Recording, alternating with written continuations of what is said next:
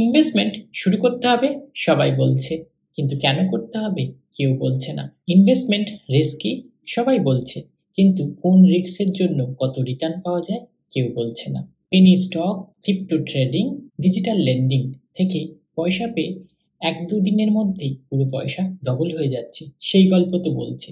কিন্তু অ্যাসিওর রিটার্নের জন্য শর্ট টার্ম আর লং টার্মে কোথায় ইনভেস্ট করা যেতে পারে সে কথা কেউ বলছে না। এই ভিডিওতে এই সমস্ত প্রশ্নেরই উত্তরগুলো খুঁজে নেব। তাই তুমি যদি কোনো মাল্টিব্যাগার স্টক খুঁজছো বা কোনো অ্যামেজিং ট্রেডিং টেকনিক, তাহলে এই ভিডিওটা তুমি স্কিপ করতে পারো। এখানে আমরা লো রিস্ক থেকে হাই রিস্কে কী কী ইনভেস্টমেন্ট আছে, সেগুলোর কীরকম রিটার্ন হতে পারে সেগুলোকে আমরা রিভিউ করব, যাতে খুব শিগগিরই আমরা আমাদের ফাইন্যান্সিয়াল জার্নি কনফিডেন্সের সাথে শুরু করতে পারি। তাই আর টাইম ওয়েস্ট না করে লেটস স্টার্ট।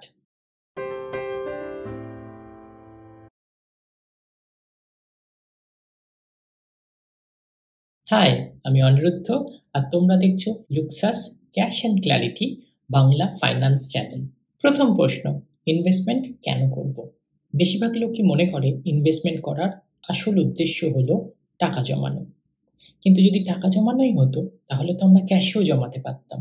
আমি আমার মান্থলি গ্রসারি যখন কিনি, আগের বছরে কোনো একটা মাসে আমার মান্থলি গ্রসারি কিনতে খরচ হয়েছিল 10,000, কিন্তু এবছর যখন আমি মান্থলি গ্রসারি কিনতে যাই, একই জিনিস কিনি, মোটামুটি একই খাবার খাই, কিন্তু 10,000-এ আর হয় না। তার কারণ হচ্ছে মূল্যবৃদ্ধি। আর এটা আমরা কম বেশি সবাই ফেস করি। এটার রিজন যে 10,000 আমি জমিয়ে রাখি, সেই 10,000-এর ভ্যালুয়েশন নেক্সট ইয়ারে আর 10,000 থাকে না, কমে যায়। এটাই মুদ্রাস্ফীতি বা ইনফ্লেশন। তাই আমাদের একটা ইনস্ট্রুমেন্ট বা মেশিন লাগবে, যে মেশিনটা আমাদের 10,000-এর ভ্যালুয়েশনটাকে বাড়িয়ে দেবে, যাতে ইনফ্লেশনের পরও ওই 10,000-এর ভ্যালু কমে না যায়। আর এই ইনস্ট্রুমেন্ট বা মেশিনটাই হলো ইনভেস্টমেন্ট। তাই ইনভেস্টমেন্ট শুধু টাকা জমানোর জন্য দরকার তা না, বা একটা অপশনও নয়। এটা এসেনশিয়াল যদি তোমার টাকা তুমি লস না করতে চাও। আরবিআই বা রিজার্ভ ব্যাঙ্ক অফ ইন্ডিয়ার প্রজেক্টেড ইনফ্লেশন 4%, অ্যাকসেপ্টেড 6%, মানে প্রত্যেক বছর আমার জমানো টাকা 4-6% করে কমে যেতে পারে। তাই যে ইনস্ট্রুমেন্ট বা ইনভেস্টমেন্টটা আমার লাগবে সেটা যেন আমাকে মিনিমাম 6% রিটার্ন দেয়, তাহলেই আমার টাকার ভ্যালু সেম থেকে যাবে আর প্রোটেক্টেড থাকবে। যদি কোনো ইনস্ট্রুমেন্ট বা ইনভেস্টমেন্ট 8-9% বা এর চেয়ে বেশি রিটার্ন দেয়, তাহলে আমার টাকা শুধু প্রোটেক্টেড না, গ্রো করতে সাহায্য করবে। এবার আমরা এইটার মাধ্যমে দেখে নেব কি কি ইনস্ট্রুমেন্ট বা ইনভেস্টমেন্ট আছে আর তাদের রিটার্ন আর রিস্কটা ঠিক কীরকম। ফার্স্টে লো রিস্ক ইনভেস্টমেন্ট, যেখানে রিস্ক আইদার জিরো বা খুব কম। এগুলো বেশিরভাগই গভর্নমেন্ট প্রোটেক্টেড থাকে। এই টেবিলটায় আমরা দেখতে পাচ্ছি ইনভেস্টমেন্টের নাম কি, কি পারপাসে ইনভেস্টমেন্ট হচ্ছে, রিটার্ন পার ইয়ারে কত আছে, রিস্ক কেমন, রিটার্নটা আমরা কিভাবে রিসিভ করব, মিনিমাম ইনভেস্টমেন্ট কত করতে হবে, লকিং পিরিয়ড আছে কি না, আর কোথা থেকে কিনবো। তো প্রথমে ফিক্সড ডিপোজিট। ফিক্সড ডিপোজিট সবার পছন্দের। ফিক্সড রিটার্ন এবং মানি প্রোটেকশনের জন্য এটা করা হয়। 6-8% রিটার্ন পাওয়া যায়, একদম লো রিস্ক। মান্থলি, ইয়ারলি বা ম্যাচুরিটির সময় আমরা ইন্টারেস্টটা পাই। মিনিমাম 1,000 রুপিস ইনভেস্ট করলেই হয়। 7 ডেজ থেকে 10 ইয়ার্স পর্যন্ত ইনভেস্ট করা যায়, যে কোনো ব্যাংক বা পোস্ট অফিস থেকে করা যায়। Second, public provident fund, long টার্মের জন্য আর ইন্টারেস্ট ট্যাক্স ফ্রি পেতে এই ইনভেস্টমেন্টটা করা হয়। 7.1% রিটার্ন পাওয়া যায়, লো রিস্ক, ম্যাচুরিটির সময় সব পয়সাটা পাওয়া যায়। মিনিমাম 500 রুপিস থেকে স্টার্ট করা যায়। একটা লকিং পিরিয়ড আছে যেটা 15 ইয়ার্স। পোস্ট অফিস বা যে কোনো গভর্নমেন্ট ন্যাশনালাইজ ব্যাংক থেকে এটা করা যায়। National savings certificate, long term investment আর ফিক্সড রিটার্নের জন্য এটা করা হয়।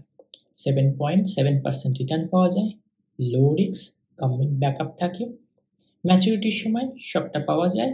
মিনিমাম 1,000 রুপিস ইনভেস্ট করতে হয়। 5 ইয়ার্সের একটা লকিং পিরিয়ড থাকে, পোস্ট অফিস বা ন্যাশনাল ব্যাংক থেকে করা যায়।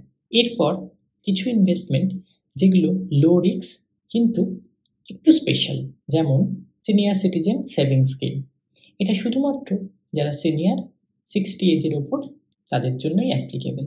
8.2% রিটার্ন পাওয়া যায়, গভর্নমেন্ট ব্যাকআপ থাকে বলে লো রিস্কের হয়, কোয়ার্টারলি রিটার্ন আসে, মিনিমাম 1000 রুপিস ইনভেস্ট করতে হয়, 5 ইয়ার্সের জন্য লকিং থাকে, পোস্ট অফিস বা ন্যাশনালাইজ ব্যাংক থেকে করা যায়। সেকেন্ড, সুকন্যা সমৃদ্ধি যোজনা। এটা শুধুমাত্র তুমি যদি ব্লেসড হও গার্ল চাইল্ড নিয়ে তাহলে তার জন্য করাতে পারো। মানি প্রোটেকশন দেয়, ইন্টারেস্টটা ট্যাক্স ফ্রি হয়, 8.2% রিটার্ন পাওয়া যায়, গভর্নমেন্ট ব্যাকিং থাকে, লো রিস্ক ইনভেস্টমেন্ট, ম্যাচুরিটির সময় সব পাওয়া যায়, মাত্র 250 রুপিস থেকে স্টার্ট করতে পারা যায়, 21 ইয়ার্সের জন্য লকিং থাকে। এর মাঝখানে শুধুমাত্র যদি কোনো কারণে কোনো এমার্জেন্সি গার্ল চাইল্ড যার নামে করা তার জন্য হয় তাহলেই অ্যামাউন্ট তোলা যায়, অন্য কোনো ফ্যামিলি পারপাসে এই অ্যামাউন্ট ইউজ করা যায় না। পোস্ট অফিস বা ন্যাশনালাইজ ব্যাংক থেকে করা যায়। Last one, national pension scheme.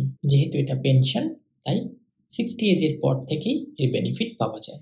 9 to 12% return পাওয়া যায়, low risk, return only withdraw করা যায় 60 এজের পর থেকে, minimum investment 1000 rupees, locking period 60 age, তার আগে তোলা যায় না।